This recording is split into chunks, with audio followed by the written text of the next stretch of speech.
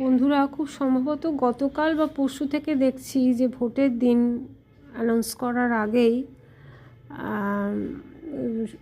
কেন্দ্রীয় বাহিনী ঢুকে পড়েছে যথারীতি, যা গত 3-4টে বিধানসভা লোকসভা মিলিয়ে আমরা দেখছি। বোধহয় 11 সালের বিধানসভা নির্বাচনের পরের থেকেই কেন্দ্রীয় বাহিনী ঢুকছে, যত সম্ভব মনে করতে পারছি, মানে বিধানসভা এবং লোকসভা সভা থেকে। তারা রুট মার্চ করছে, এই করছে, বন্দুক টন্দুক নিয়ে আবার গ্রামের লোকেদের সঙ্গে সুসম্পর্ক স্থাপন করার চেষ্টা করছে, বাচ্চাদের চকোলেট দিচ্ছে, লজেন্স দিচ্ছে, সবই। কিন্তু ভোটের দিন তারা পাল্লাতে বাধ্য হচ্ছে। তাদের দেখুন, জীবনের মায়া তো সবারই আছে, তাদেরও পরিবার পরিজন আছে। ওই লেভেলের ডেডিকেশান এখনকার দিনে আর তাহলে কী লাভ?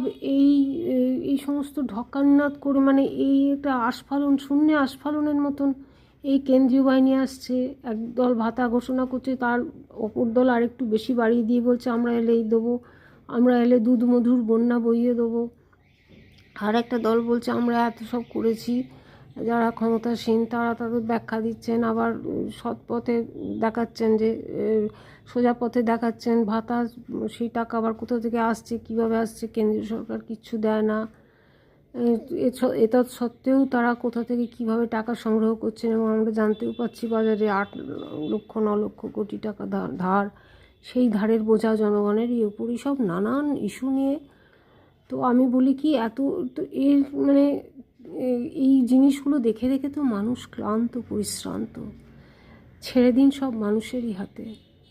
দেখা যাক যে ফেয়ার ইলেকশন যদি তারা করতে পারেন তবেই হবে, এবং সেই রেজাল্টটাই মান্যতা দেওয়া যায়। যদি দেখা যায় যে এখন তো ইলেকট্রনিক মিডিয়ার যুগ, যেরকম জোর করে সিসিটিভি ভেঙে তার উপর পর্দা দিয়ে জোর করে ভয় দেখিয়ে ভোট আদায় করা, ভোট দিতে না দেওয়া, আবার রেজাল্টের গণনার সময় কারচুপি করা, এসব যদি হয় সে ভোটটাই ক্যান্সেল করে জনগণকে সেই তখন আর একটা ভোট নিতে হবে, যে এই ভোটটা কি মানা হবে, না ওই রেজাল্টটা মানা হবে, না এটা ক্যান্সেল করা হবে। সেই ভারটা জনগণের উপর দিন,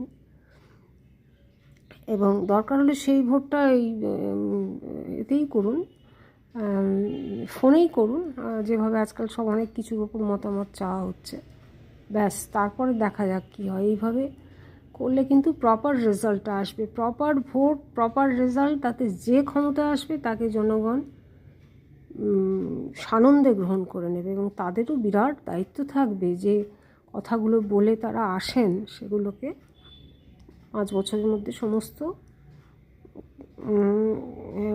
ফুলফিল করা, নাহলে তিনি আর তার টিকিট পাবে না, সে যেই হোক, প্রধানমন্ত্রী হোক আর মুখ্যমন্ত্রী হোক।